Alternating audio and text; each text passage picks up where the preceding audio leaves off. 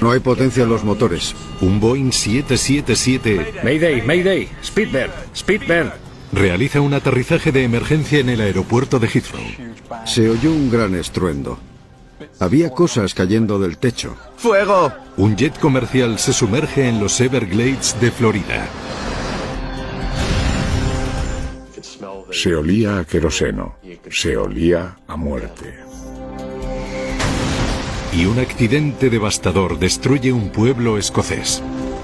Había esparcidos pedazos del avión y también restos humanos. 3 horribles desastres que captaron la atención del mundo. Se trata de ver qué pruebas encuentras y qué dirección tomar en la investigación. Cada uno fue un gran misterio que dejó atónitos a los investigadores. Lo primero que pensé fue, ¿cómo voy a descifrar esto? ¿Podrán encontrar las pistas que necesitan para resolver estos casos? Algunos accidentes podemos resolverlos en 1 o 2 días, pero hay otros en los que estamos años trabajando.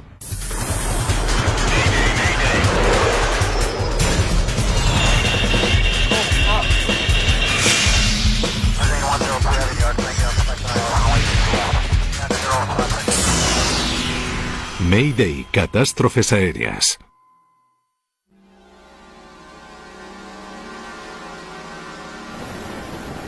Piezas perdidas. Buenas tardes. Buenas tardes. Justo ahí.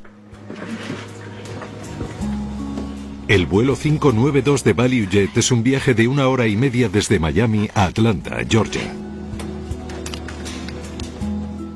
Yo te la coloco. Al mando está Kandalin Kubek, de 35 años. Es una piloto experimentada con casi 9.000 horas de vuelo. Vale. El primer oficial es un expiloto de las Fuerzas Aéreas, Richard Hazen, de 52 años. ¿Estamos listos? Afirmativo. El vuelo de hoy lleva casi 2.000 kilos de carga que incluye el equipaje de los pasajeros, el material de la compañía ValueJet y el correo de los Estados Unidos. Después de que la tripulación apruebe la carga, el vuelo está listo para partir. Ahí tiene.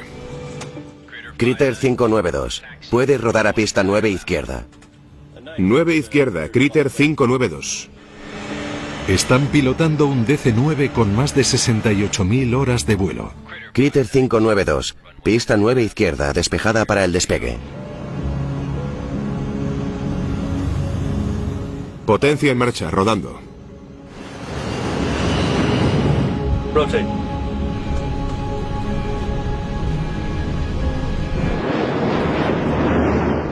Tren arriba. El despegue desde el aeropuerto de Miami es normal.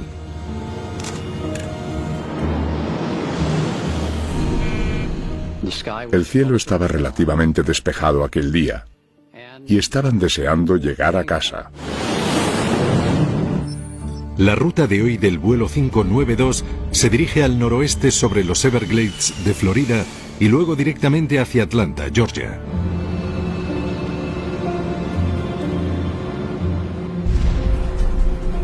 ¿Qué ha sido eso? No lo sé. Hay un problema eléctrico. Lo estamos perdiendo todo. Han pasado solo 6 minutos después del despegue. De repente el DC-9 tiene problemas. La tripulación se enfrenta a un aluvión de averías. Hay que volver a Miami. ¿Hueles a humo? ¡Fuego! ¡Fuego! ¡Fuego! ¡Hay llamas! ¡Fuego! ¡Hay llamas! Las llamas se están extendiendo por el suelo de la cabina. ¡Humo en cabina! Los pasajeros están en una lucha desesperada por la supervivencia, pero no hay escapatoria de las llamas. Era un humo denso y tóxico y los pasajeros lo inhalaban.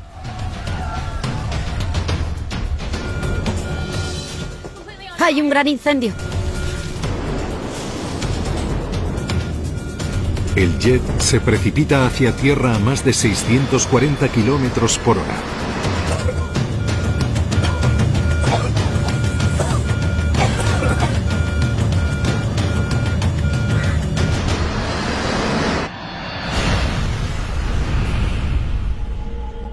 El vuelo 592 se estrella en uno de los lugares más inhóspitos de la Tierra, los Everglades de Florida. Un gran avión a reacción se acaba de estrellar. Parece un avión de pasajeros. Mejor acérquense con helicópteros. Las 110 personas a bordo del vuelo han fallecido. Los investigadores de la Junta Nacional de Seguridad en el Transporte se enfrentan a una de las escenas de accidentes más peligrosas que jamás hayan encontrado. Un pantano. Los restos estaban en un lugar hostil. No estaba claro en ese momento qué cantidad podríamos analizar de los restos o si podríamos recuperarlos. El veterano investigador Greg Faith dirige el equipo. Compañeros, manos a la obra. Lo primero que pensé fue, ¿cómo voy a descifrar esto? Dibujaremos una cuadrícula y rastrearemos el pantano metro a metro. Lo que queda del avión se ha hundido en el enorme pantano.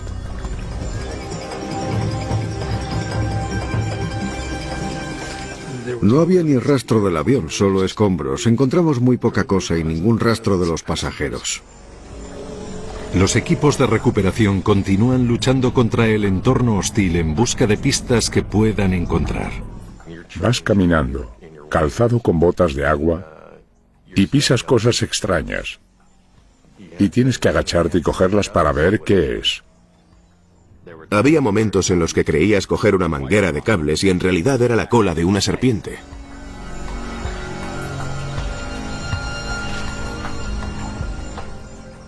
Mientras el equipo de rescate de Faith registra la densa vegetación de la zona pantanosa, los investigadores dirigen su atención a la única pista que tienen. Recibido. Critter 592.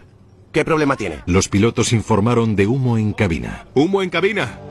Analizan los registros del vuelo 592 en busca de pistas sobre lo que podría haberlo causado. Descubren que el vuelo se retrasó al inicio del día debido a problemas eléctricos menores. Se plantea la opción de que un incendio eléctrico derribara al avión. Buscábamos una explicación, una avería en el cableado o un cortocircuito, y nos dimos cuenta de que iba a ser una investigación muy difícil. Con esta nueva pista, el experto en incendios de la NTSB, Merit Berkey, estudia montones de cables enredados sacados del pantano para determinar si un cortocircuito podría haber causado el incendio en vuelo. Cuando el cableado defectuoso provoca un incendio, el arco eléctrico hace que los cables se quemen y se derritan. Cuando recuperamos más del cableado electrónico del avión, vimos cierto deterioro, pero no había evidencias de arco eléctrico. Un examen cuidadoso descarta el cableado defectuoso como una posible causa del incendio. Los investigadores aún no tienen respuestas. Todo lo que tienen son trozos de restos al azar que han podido encontrar en el pantano.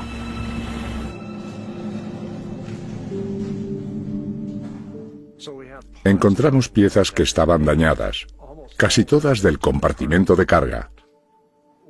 Teníamos componentes de la estructura fundidos, de la parte superior del compartimento de carga que formaba el piso del compartimento de pasajeros.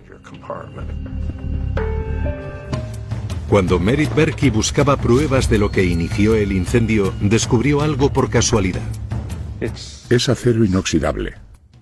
Es muy raro encontrar acero inoxidable quemado en un incendio en vuelo.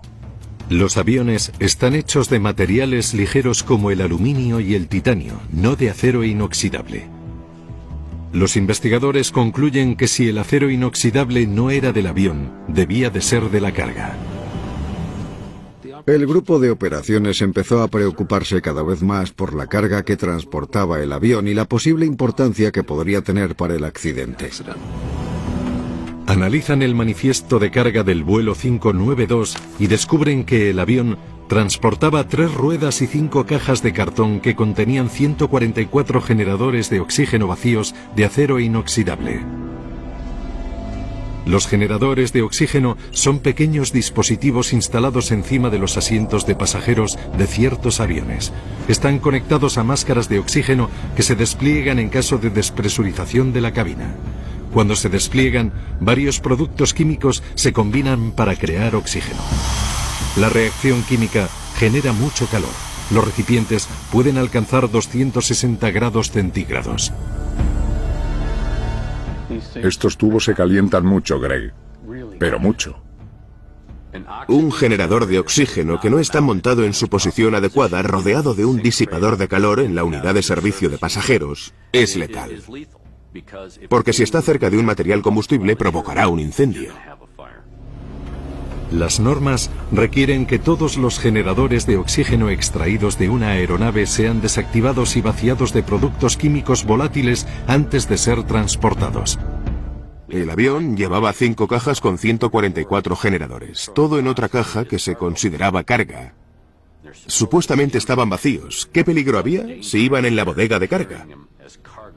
No hay lugar a dudas. Aquí pone que estaban vacíos. Los investigadores se preguntan si los generadores de oxígeno no se desactivaron correctamente antes del envío. ¿Podían, en potencia, causar un incendio o una situación así que pudiera poner en peligro la seguridad de este avión?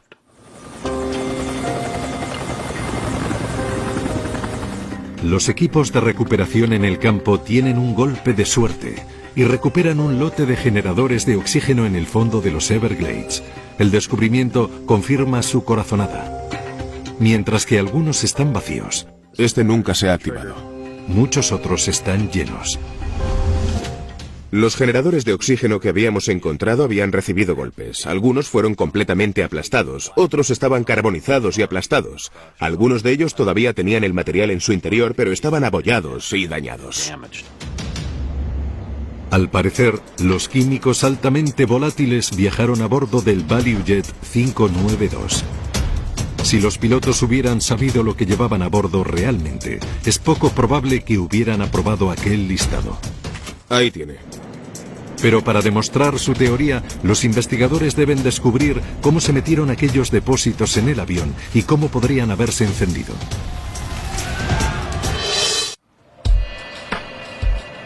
El especialista en materiales peligrosos Jim Henderson se une al equipo de investigación para descubrir cómo se enviaron los peligrosos generadores de oxígeno en el vuelo 592 de ValueJet. Rastrea los documentos de envío y descubre un error sorprendente. El empleado de envío etiquetó erróneamente los generadores como vacíos cuando en realidad solo había pasado su fecha de vencimiento. ¿Puede alguien pensar realmente que caducado significa vacío?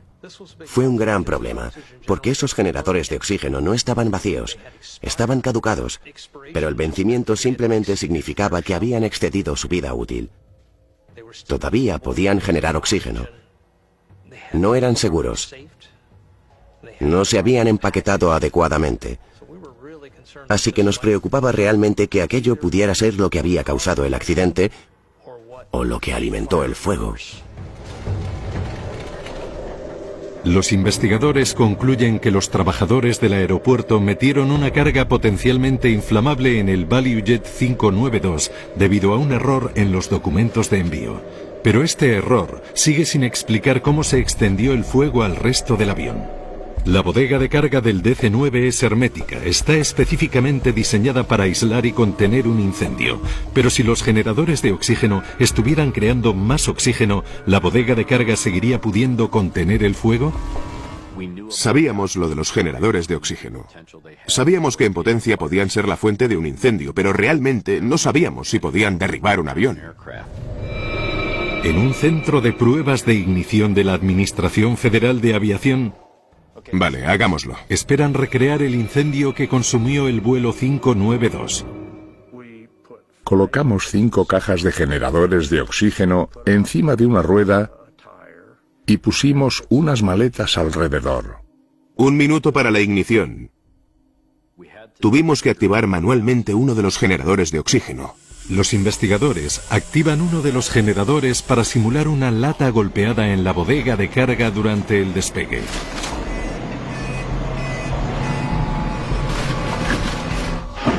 Hizo un ruido increíble. Era un sonido muy agudo. Todos nos miramos y nos sorprendimos un poco. El sonido era ensordecedor.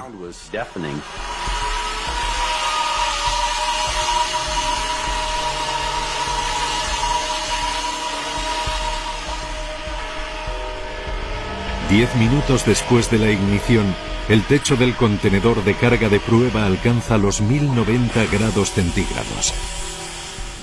¡Santo cielo! Fue un incendio muy violento. Ninguno de nosotros esperábamos que fuera de aquella intensidad. Fue increíble ver cuán destructivo podía ser algo de este tamaño y este diámetro. El experimento apoyó la teoría de la NTSB. Los generadores de oxígeno incorrectamente desactivados y mal etiquetados causaron la caída del ValueJet 592. Incluso en una bodega de carga hermética el fuego ardió con fuerza suficiente como para derribar el DC-9. En tan solo 3 minutos y 42 segundos, el fuego derribó el avión. Era imposible que el avión aterrizara de manera segura.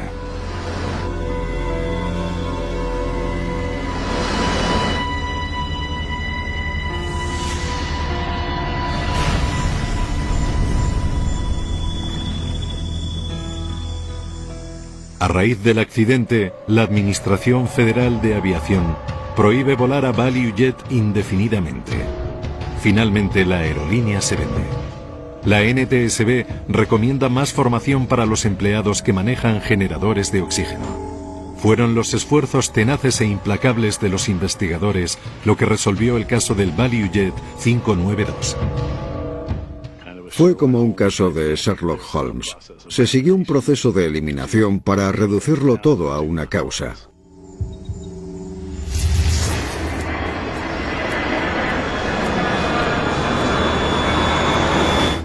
El vuelo 38 de British Airways se acerca al final de un viaje de 10 horas y media desde Pekín hasta el aeropuerto de Heathrow, en Londres.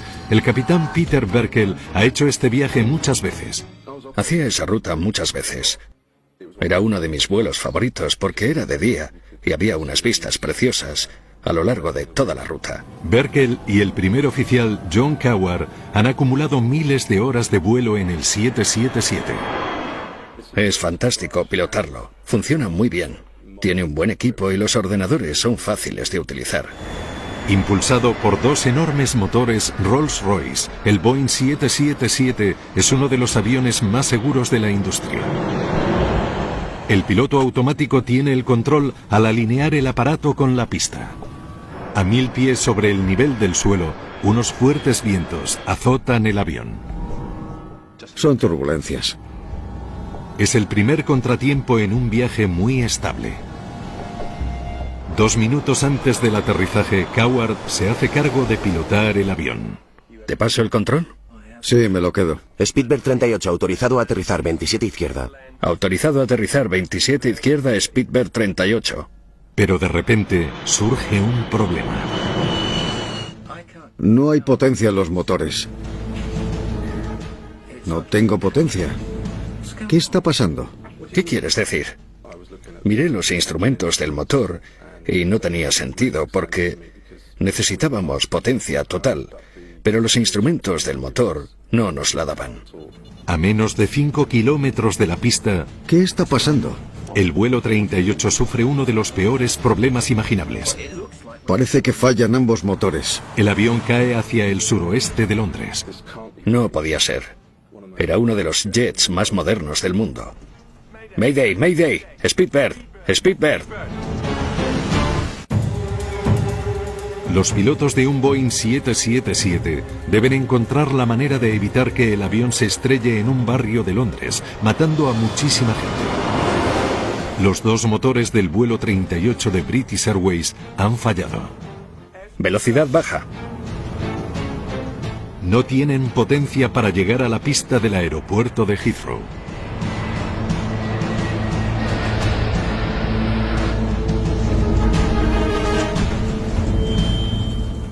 Sabía que tenía unos 15 segundos para tomar una gran decisión. Debía sobrevolar unos edificios. Tenía que levantar los flaps. Retraer los flaps reduciría la resistencia al aire, pero levantaría el avión. El avión volaría más lejos, pero caería más rápido sobre la hierba de delante de la pista. Es peligroso, pero es la mejor opción del capitán Berkel para salvar vidas.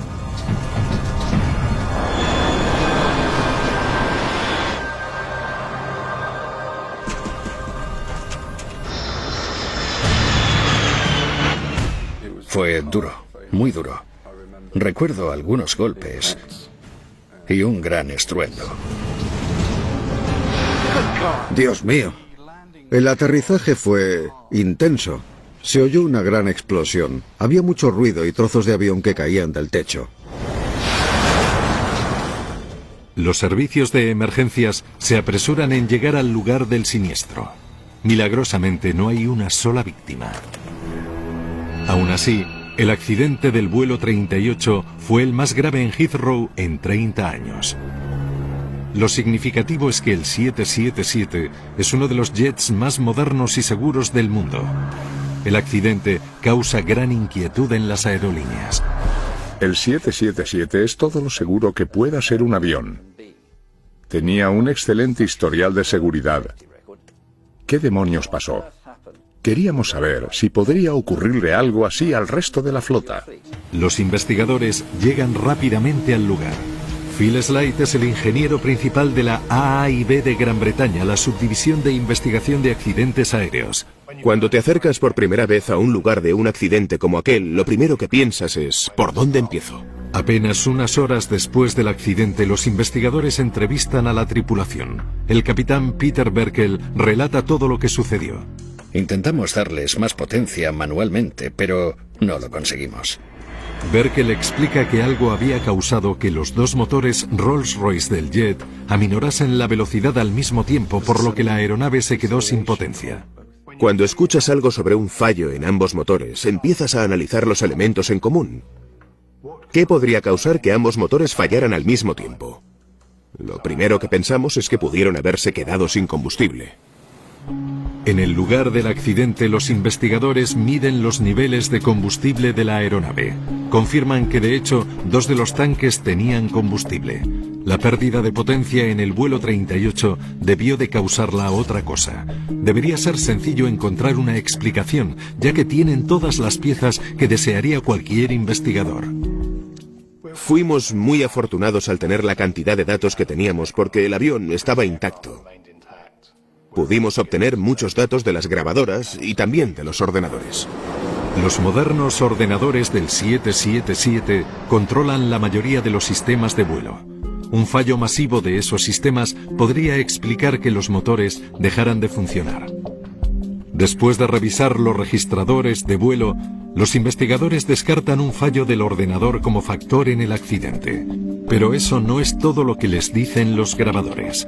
Los dos parámetros más importantes del registrador de acceso rápido fueron las válvulas dosificadoras de combustible. Ambas válvulas indicaron que estaban en posición de completamente abiertas. Los ordenadores del avión funcionaban y las válvulas de combustible estaban abiertas. Entonces, ¿por qué el combustible no llegaba al motor? Los investigadores están perplejos. Tenían a los pilotos, tenían los pasajeros, tenían el avión. Lo tenían todo, excepto la causa. Eso habría desaparecido como por arte de magia. Incapaces de explicar por qué el vuelo 38 de British Airways se estrelló en Heathrow, ahora dejan las pistas que tienen y se centran en las que no tienen. Phil empezó a repetir una cita de Sherlock Holmes como si fuera un mantra. Lo que queda, por improbable que sea, tiene que ser la causa. Tiene que serlo. En este caso, siempre seguíamos volviendo a lo que teníamos allí, lo que podría haber habido allí y ya no estaba. Y volvíamos al hielo. Los investigadores se preguntan si el hielo acumulado en los conductos de combustible mientras sobrevolaba Siberia podría haber obstruido el sistema. El hielo en los conductos de combustible siempre ha sido una preocupación en los aviones que sobrevuelan masas de aire frío. Si hay agua en el combustible, esa agua se congelará y formará cristales de hielo. Hace décadas, los ingenieros encontraron una forma ingeniosa de lidiar con la formación de hielo en los conductos de combustible de los aviones de pasajeros. El núcleo del sistema es el intercambiador de calor de aceite y combustible, o FOE. El combustible frío corre a través de finos tubos que están rodeados por el aceite caliente utilizado para lubricar los motores. El propósito del calentador de combustible es evitar que se congele el delicado sistema de control de combustible. Si el hielo se acumuló en los conductos de combustible y por alguna razón el FOE no pudo derretirlo, ¿cómo podrían demostrarlo los investigadores si el hielo ya no está presente? 3 meses después del accidente, Brian McDermott vuela a las oficinas centrales de Boeing en Seattle para comprobar si el hielo fue un factor clave para derribar el vuelo 38. Primero, reconstruyen todo el circuito de combustible. Luego, replican las condiciones de temperatura que encontró el Boeing 777 durante el vuelo. Cuando la temperatura llega a menos 20 grados centígrados, los cristales de hielo comienzan a unirse y también se adherirán al interior de los tubos. Nos sorprendió bastante observar cuánto podía crecer el hielo. Esto ya nos dice algo. Pero aunque demuestren que probablemente se formó hielo durante el vuelo, esto no explica si este pudo derribar el avión, pues el FOE debería haberlo derretido. Los investigadores simulan el viaje del vuelo 38. Durante el largo viaje desde Pekín, el piloto automático mantuvo la velocidad constante y la baja potencia durante horas, sin exigir un aumento abrupto en la potencia del motor hasta justo antes de llegar a la pista. La aproximación a Heathrow fue bastante turbulenta y se exigió a los motores varios niveles de potencia de empuje. El problema que estábamos analizando era muy difícil de replicar, pero durante lo que fue una de las últimas pruebas logramos reunir todos los elementos. Después de simular el funcionamiento de los motores a velocidad constante, los investigadores aumentan la potencia, al igual que hizo el piloto automático cuando el avión alcanzó turbulencias. Lo que sucedió a continuación arrojó luz sobre aquella difícil investigación. La demanda repentina de más potencia del motor hace que la presión de combustible entre el intercambiador de calor de combustible y el motor se reduzca drásticamente. Y cuando los investigadores examinan este componente crucial, vimos que se había formado hielo dentro. El sistema diseñado para derretir el hielo falló. El hielo que se había formado en el interior de los conductos de combustible se soltó cuando la presión aumentó abruptamente. El abigarrado diseño de los tubos de admisión hizo que el hielo obstruyera el FOE, impidiendo que el combustible llegara a los motores. El combustible continúa fluyendo, pero el flujo es mucho menor de lo que debería ser. Pete, el motor no tiene potencia. No me da potencia. Ante esta amenaza, Mayday, Speedbird, Speedbird. Los pilotos no tenían ninguna posibilidad de resolver el problema. El hielo que derribó uno de los aviones más sofisticados del mundo había desaparecido cuando llegaron los investigadores. Lo extraño de aquella investigación fue que el culpable había huido de la escena. Poco después de las pruebas de Seattle, el fabricante de los motores, Rolls-Royce, modificó el diseño del intercambiador de calor de aceite y combustible. Pero fue la diligencia implacable de los investigadores y un poco de inspiración de Sherlock Holmes lo que resolvió el misterio. La conclusión es que no hay que dejar piedras sin remover. Si queda alguna pieza de metal que deba ser recogida, observada o analizada, tu trabajo no ha terminado.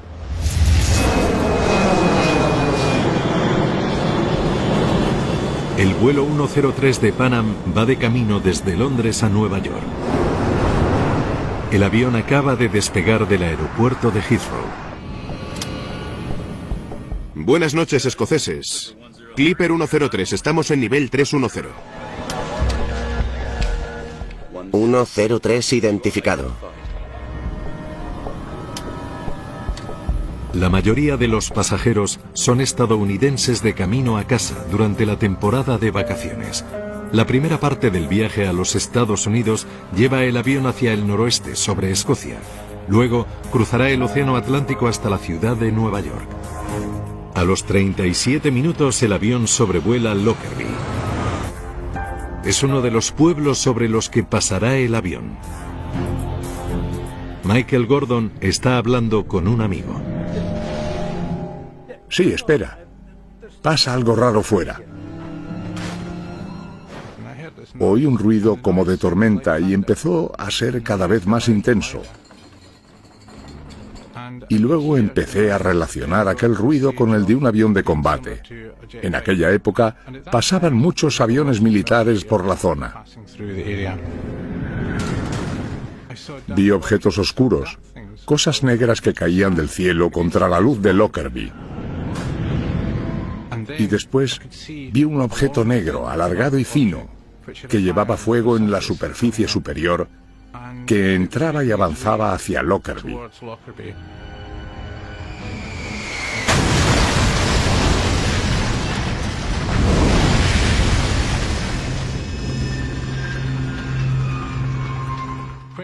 Cuando se estrelló, provocó una explosión horrenda. El vuelo 103 de Pan Am se ha estrellado. Lockerbie arde en llamas. Se envían investigadores de accidentes aéreos al lugar. Mick Charles es el inspector jefe de la AAIB. Uno de los primeros sitios a los que fuimos fue donde estaba el cráter. Para empezar, olía mucho a combustible de aviación y esparcidos por todos lados había pedazos del avión y en algunos casos también tejido humano. 259 personas habían fallecido. 11 habitantes de Lockerbie también habían muerto en la catástrofe. Charles está bajo presión para explicar qué fue lo que causó la tragedia. Haréis dos grupos dirigidos por un inspector de la AAIB. ¿Alguna pregunta? Cuanto antes empecemos, mejor. Todos estábamos muy agitados. Había mucha gente y, en cierto modo, era un caos. Pero desde el principio, la investigación no tiene ninguna pista. El accidente del Pan Am 103 era un completo misterio.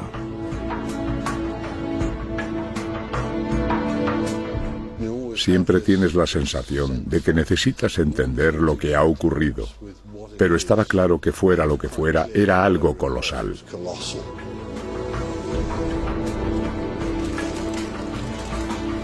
Más de 1000 policías y 600 miembros de las Fuerzas Armadas acuden a Lockerbie para ayudar.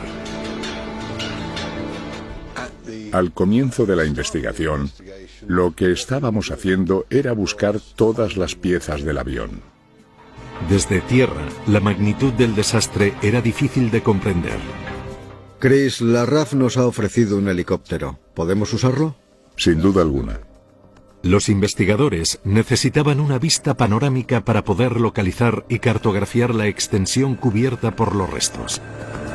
Al observar el lugar desde el cielo, se sorprenden de lo que ven. Hay pedazos de avión dispersos por un área más grande que todo Londres. Rápidamente queda claro que el Pan Am 103 empezó a desintegrarse mucho antes de tocar el suelo. Normalmente los lugares de accidentes están bastante delimitados. En Lockerbie no fue así. La policía había identificado media docena de sitios diferentes.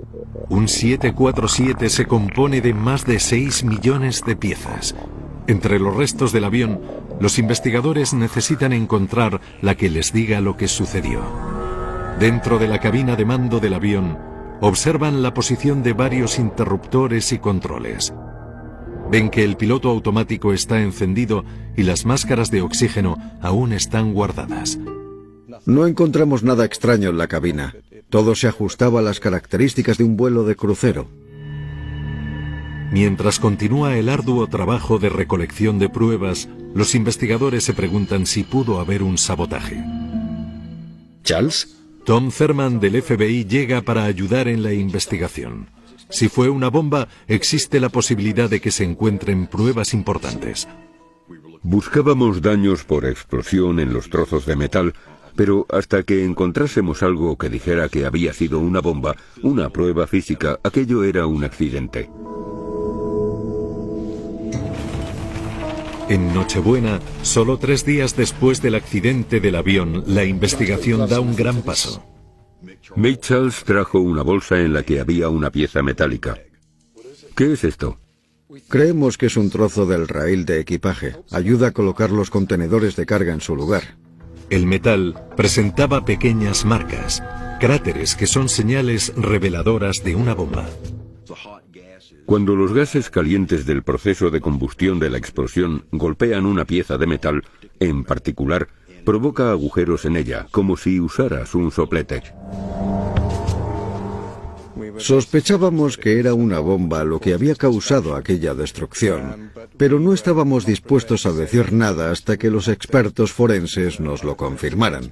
Los investigadores envían el raíl de equipaje a un laboratorio forense británico para su análisis. Los resultados son concluyentes.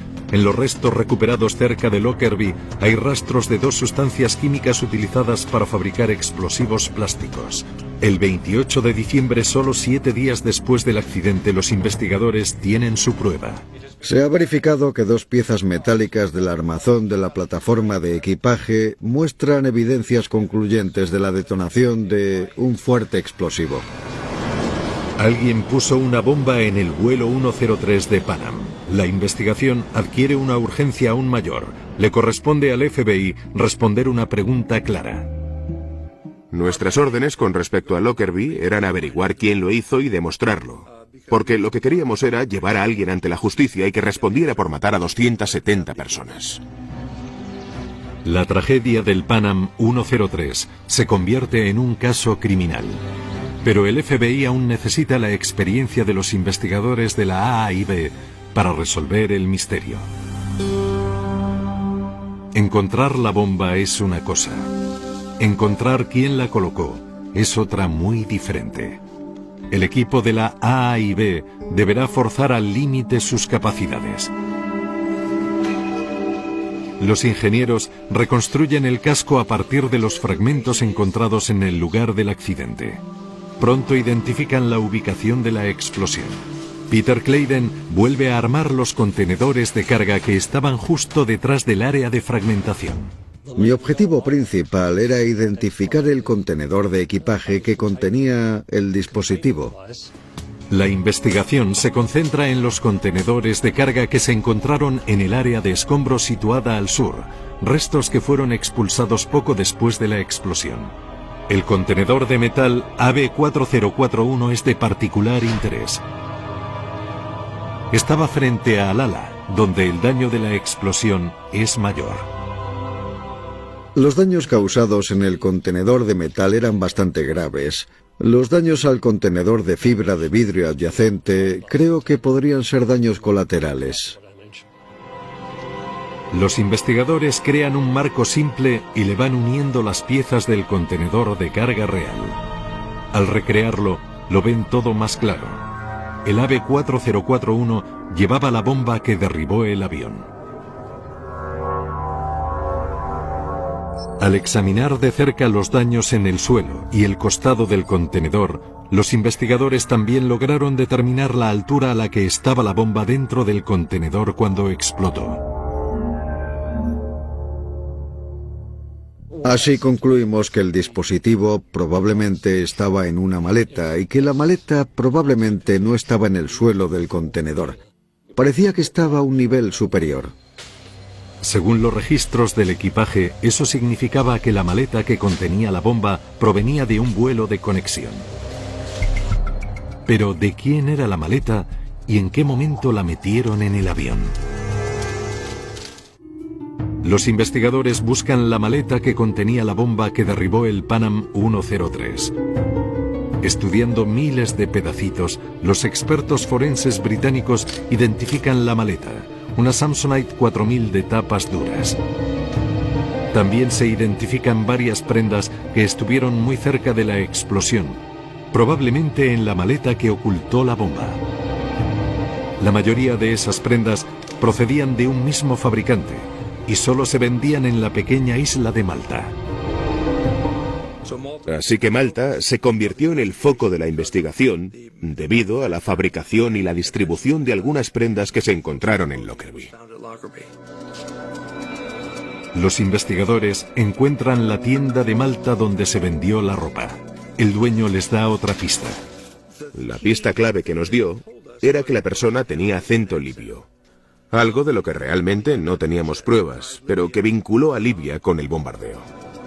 En 1988, Libia estaba recuperándose de una serie de enfrentamientos con el ejército estadounidense. It will not surprise any of you to know that in addition to Iran, we have identified another nation, Libya, as deeply involved in terrorism. El país estaba aislado y su líder, Muammar el-Gaddafi, era muy antiamericano. Tal vez el bombardeo del vuelo del Pan Am fuera un ataque de Libia contra los Estados Unidos. Estudiando los registros del equipaje para el vuelo del Pan Am, la policía descubre una maleta que se transportó desde Malta a Frankfurt ese mismo día. La maleta B8849 había sido enviada de allí al aeropuerto de Heathrow. Luego se colocó en el segundo nivel del contenedor de carga AB4041. Era la maleta Samsonite que los investigadores sabían que transportaba la bomba.